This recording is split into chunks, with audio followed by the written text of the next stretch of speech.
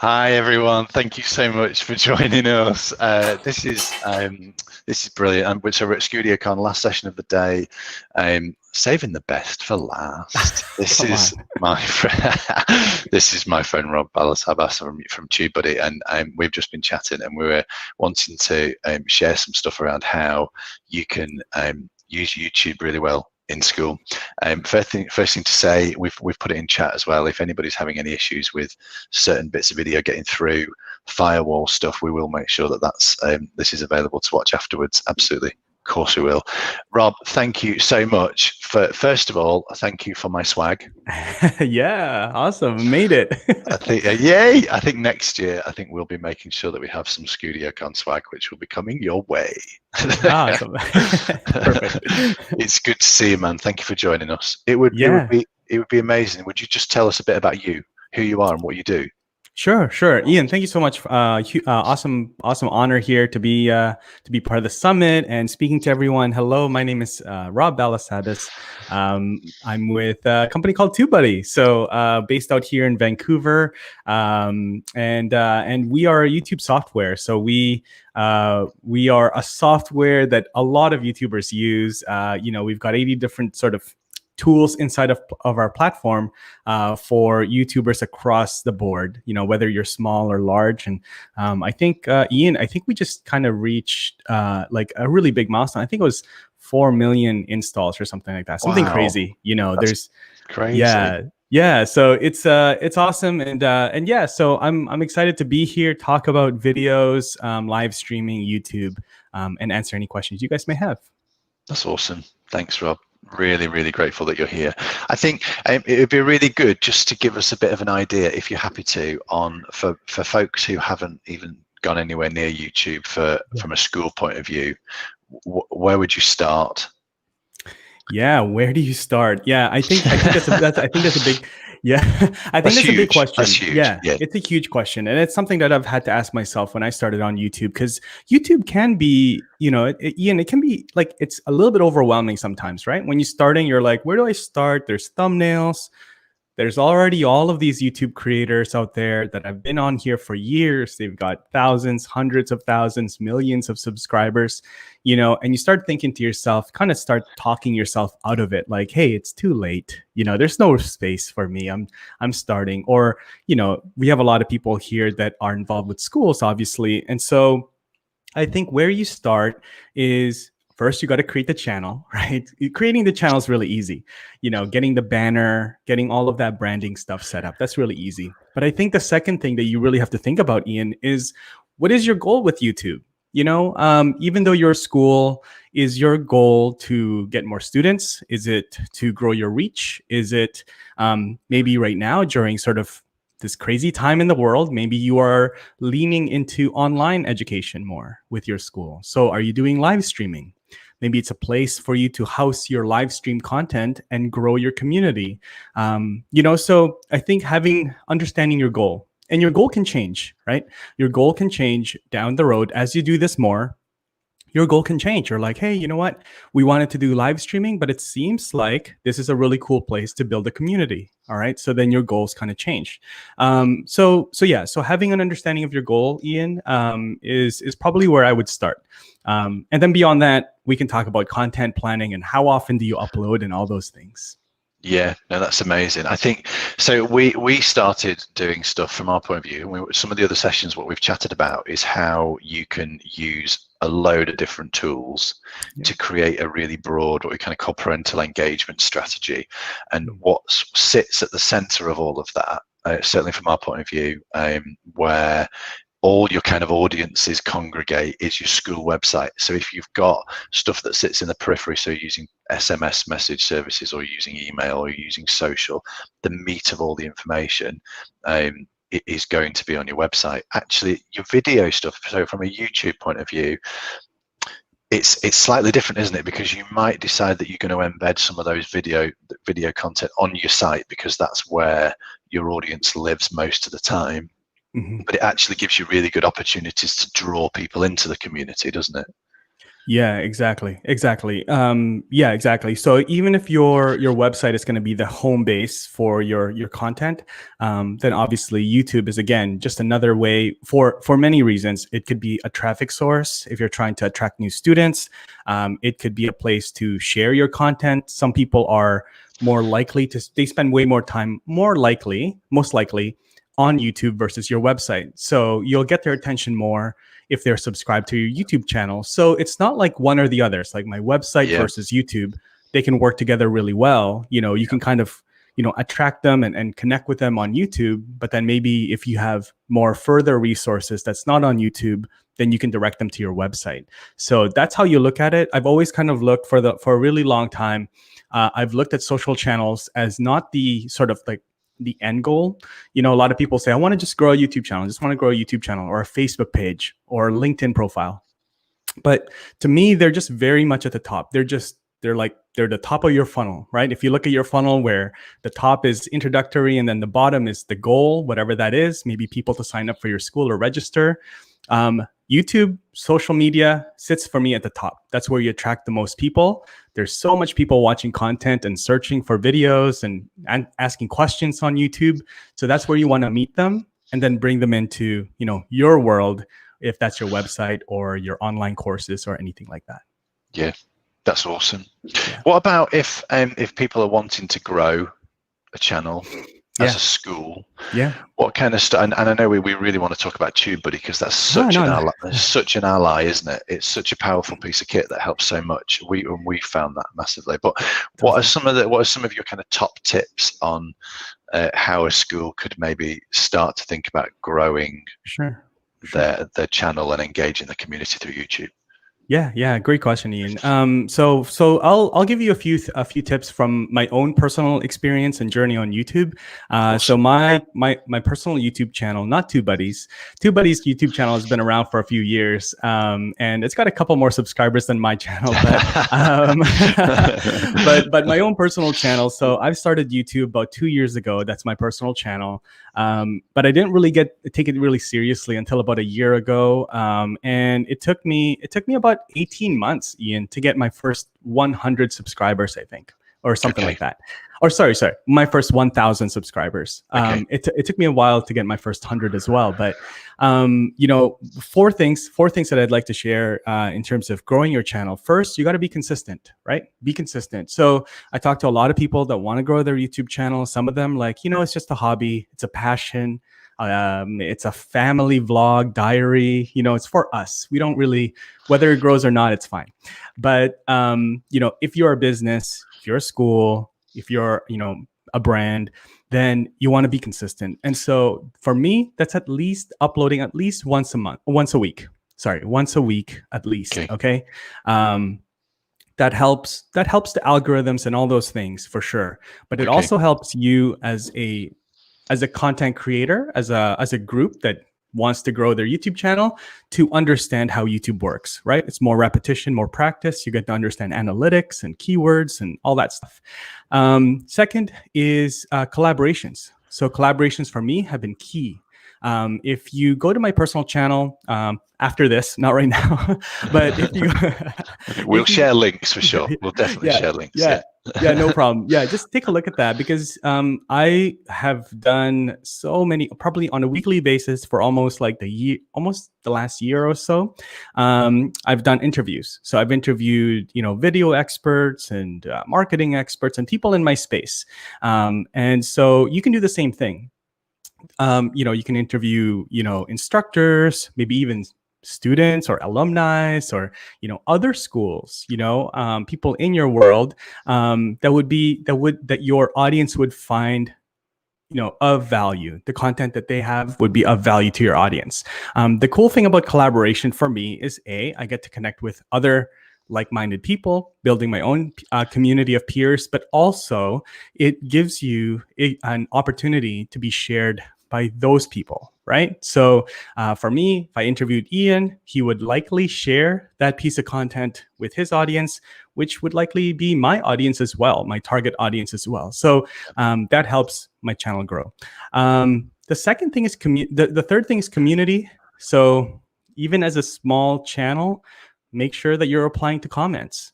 Make sure that in the videos you're talking to people, right? Not talking at people, right? So just understand that, everyone, even though you have hundreds or thousands of subscribers, people usually watch YouTube by themselves. So talk to one person, right?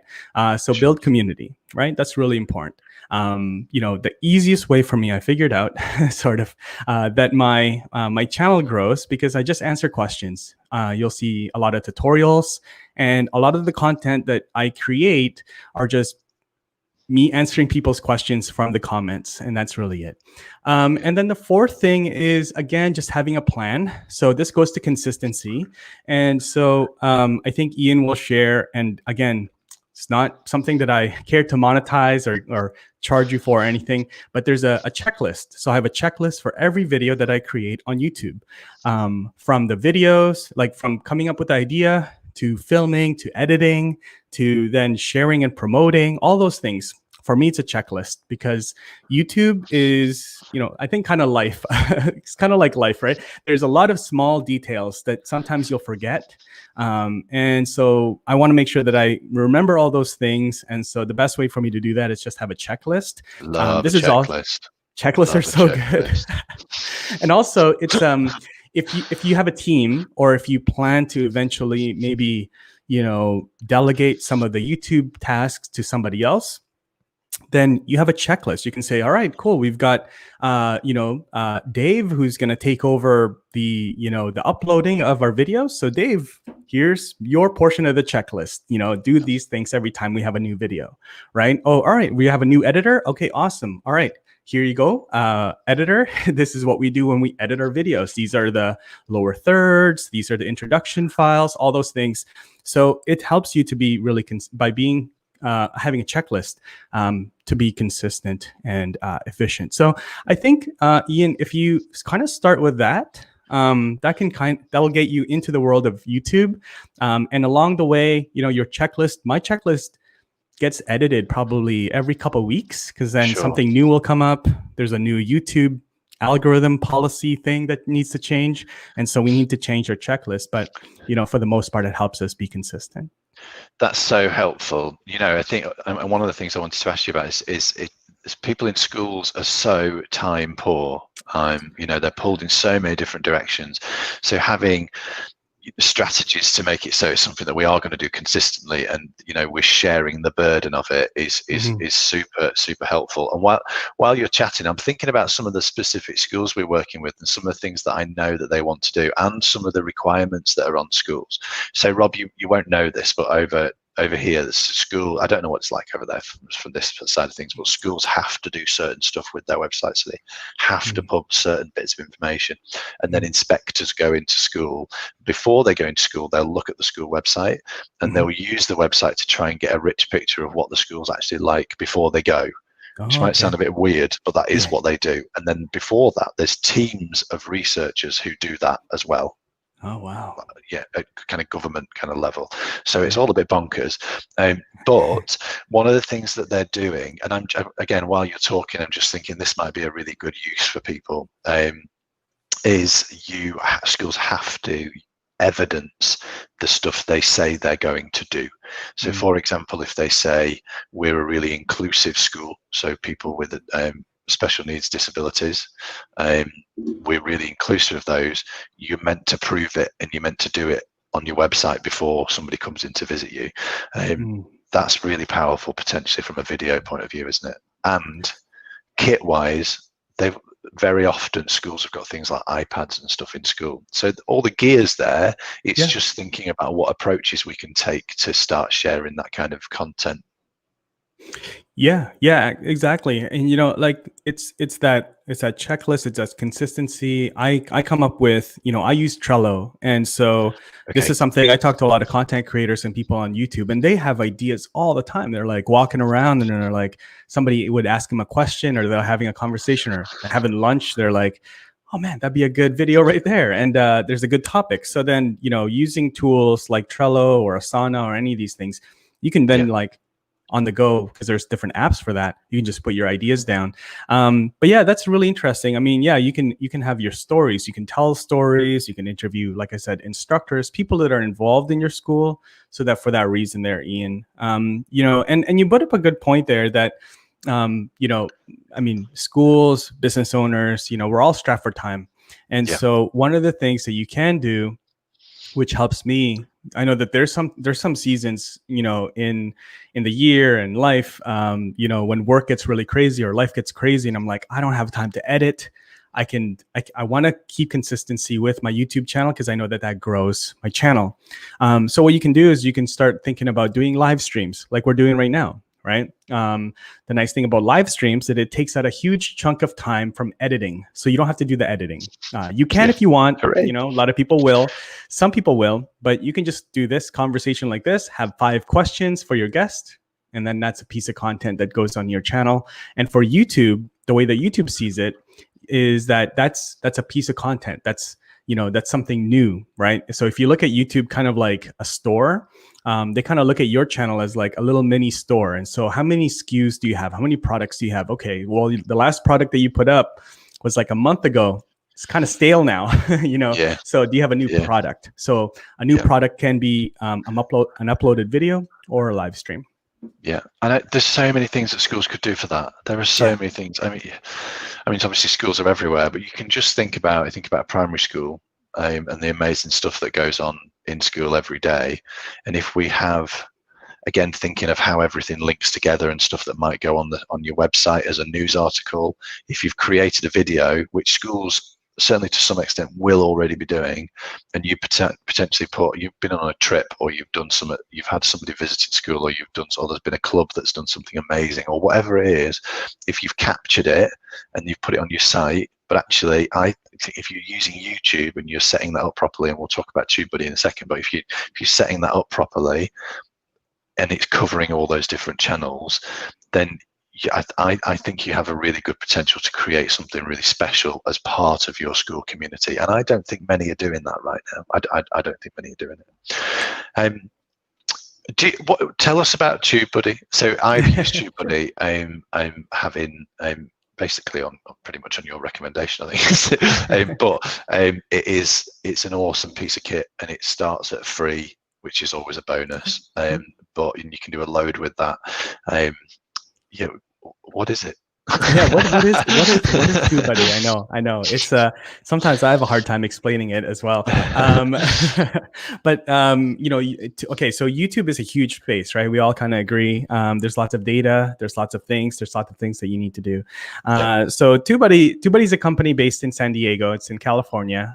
4 co-founders who are all developers, and they've been in some way in the last probably 10 years or so building software for YouTube.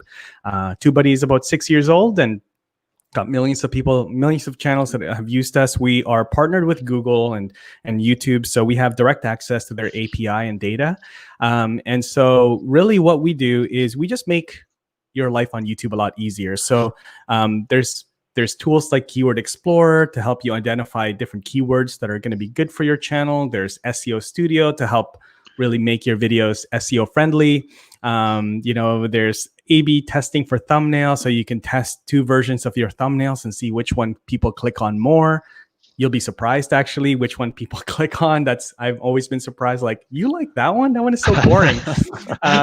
You know, there's as your channel grows, this is for people that even with a smaller channel like mine with a couple thousand subscribers, I get tons of comments every single day, you know, a couple dozen comments. And so that can be time consuming. So we created a canned comment reply tool. So you can set up, like, you know, for frequently asked questions, you can set up canned comments. And so, yeah, so again, it's, you know, I could talk about it for hours, but yeah, it's a tool that helps your life on YouTube a lot easier. And there's over 80 different tools there. Like Ian said, there's a free version and there's no expiry. I think in the free version, there's about 30 different tools that you can use. So by all means, we're not a salesy, promotionally kind of company. So it's a really good starting point. Just go ahead. Sure. Yeah, exactly. Just start using it. And we're just happy that you're using it to help you grow your channel.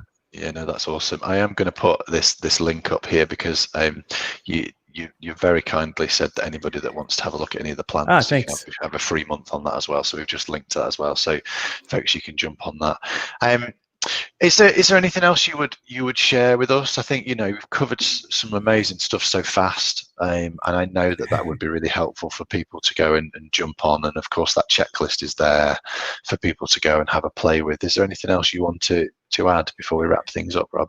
Yeah, no, I just want to thank you. I mean, I'm grateful for the opportunity to share, and by all means, please look me up and connect with us. I'm always happy to answer questions. So if I can't answer it, I'll try to, point you in the direction that somebody that can. So yeah, feel free to look me up on YouTube or Instagram or LinkedIn. That's probably the best place. And would love to help you in your journey with growing your YouTube channel. That's awesome. Thanks so much, Rob. I'm so grateful for your time. And we will post links to Rob's so LinkedIn and his YouTube channel. And we'll do that straight away. But Rob, again, thank you for gosh, it's silly o'clock, isn't it? It's what is it, 7:20 in the morning or something? Oh yeah, no, it's fine. That's all right. That's not so bad. But thank you so much for getting up and joining us for this session today at SkillyCon. And folks, thank you again. Just don't forget that if you want access to any of the sessions for up to 12 months here, just whiz over and get a VIP ticket. But yeah, thank you for joining us. And again, one more time, thanks so much, Rob. It's been thank you, Ian. Really good to chat. Thank you, mate. Thank you. Take care, man.